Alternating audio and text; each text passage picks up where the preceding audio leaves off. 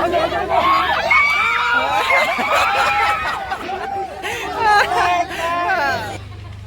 ิดกันให้ได้มากที่สุดโดยการยกเท้าขึ้นแบบนี้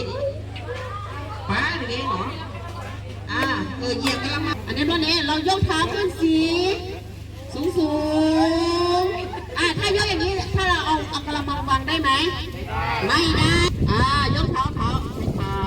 ใช้เท้าค่ะมาได้หรอก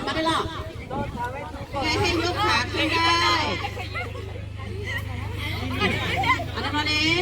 เส้นมาได้แต่พี่ซ่าบุยมาได้หรอกแล้วแต่พี่ไปอ่ะบามีนอลงไปขยับเข้าไปยกยกขาขึ้นมีนอเนี่ยลงไปเอาเด้อกำลังมาจะยกแล้วเด้อแบบนี้ทุกคนในกลุ่มจะต้องช่วยกันยันกระมังไม่ให้กระมังคว่ำนะไม่ให้กระมังคว่ำนะไม่คว่ำนะคือถ้าคว่ำก็คือจะให้อันนี้แค่ตัวอย่างเฉยๆเอาก่อนพี่ถือไว้ก่อนนะยังไม่ได้วางนะถือไว้ก่อนเดี๋ยวเราทุกคนมีพร้อมกันนี่เอาพร้อมแล้วเดี๋ยวเราพร้อมกันนะ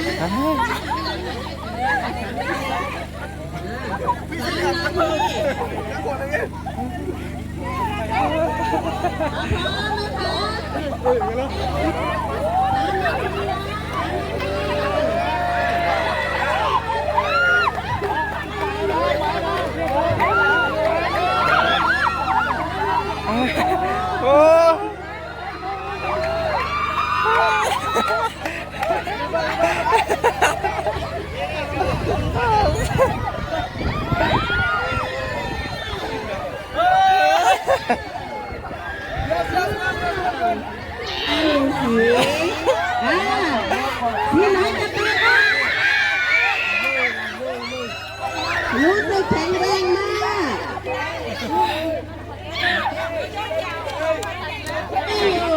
พี่เลี้ยง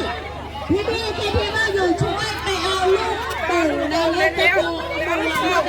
สีสามลูกเอาลูกโป่งมาวางในให้กับกระมังนิดนึงสีละ3 ลูก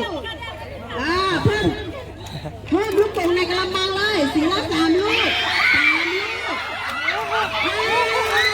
สีม่วงไปแล้วเหลือ3 สี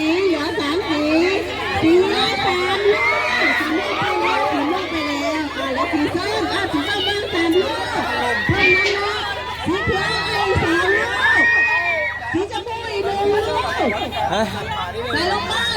ในกระมัง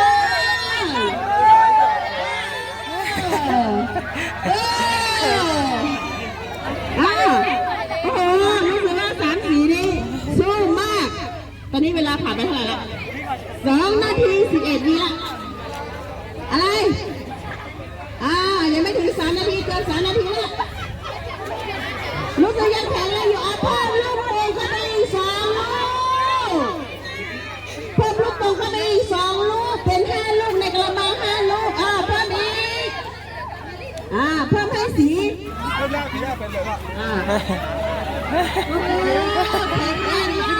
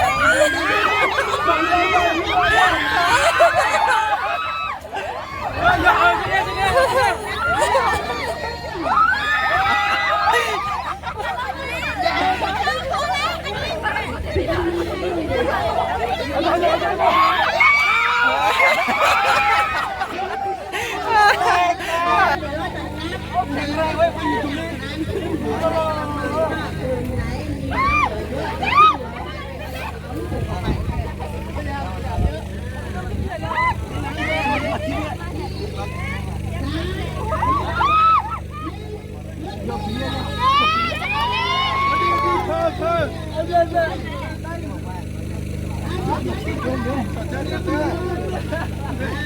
để không bỏ lỡ những video hấp dẫn